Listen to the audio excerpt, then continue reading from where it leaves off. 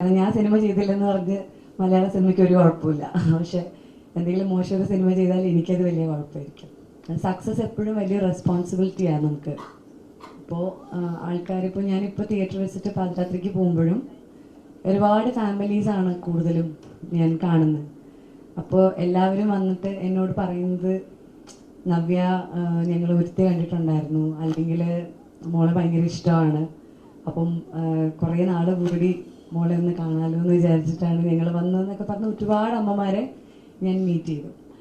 അപ്പോൾ അത്തരത്തിലുള്ള ആൾക്കാരോടുള്ള എൻ്റെ തിരിച്ചുള്ള ഒരു ബഹുമാനവും സ്നേഹവും ഒക്കെയാണ് ഞാൻ എടുക്കുന്ന ഗ്യാപ്പ്. പക്ഷേ ഗംഭീരമായ സിനിമകൾ അല്ലെങ്കിൽ എനിക്ക് വളരെ ഇഷ്ടപ്പെടുന്ന സിനിമകൾ ചിലപ്പോൾ ഇമ്മീഡിയറ്റ് ആയിട്ട് വന്നു കിട്ടിയാൽ ഞാൻ ചെയ്യും. പക്ഷേ എനിക്ക് വരുന്നതിൽ നിന്നാണല്ലോ എനിക്ക് ചൂസ് ചെയ്യാൻ പറ്റുള്ളൂ. ഞാനായിട്ട് സിനിമ എന്ന് പറയുന്നത് വന്നു ചേരേണ്ടതാണ്.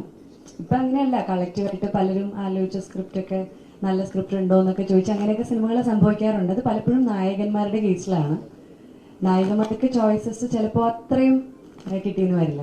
പ്രത്യേകിച്ച് വിവാഹമൊക്കെ കഴിഞ്ഞ് വലിയൊരു ഗ്യാപ്പിനൊക്കെ ശേഷം വരുമ്പോൾ അത് വളരെ ചിലപ്പം വന്നു എന്ന് വരില്ല. എന്നാലും എനിക്ക് കിട്ടുന്നതിൽ നിന്ന് നല്ലതെന്ന് തോന്നുന്നത് ഗ്യാപ്പ് ഉണ്ടെങ്കിലും ചെയ്യാൻ ശ്രമിക്കുന്നു. കാരണം ഞാൻ സിനിമ ചെയ്തില്ലെന്ന് പറഞ്ഞ് മലയാള സിനിമയ്ക്ക് ഒരു കുഴപ്പമില്ല. പക്ഷെ എന്തെങ്കിലും മോശം ഒരു സിനിമ ചെയ്താൽ എനിക്കത് വലിയ കുഴപ്പമായിരിക്കും.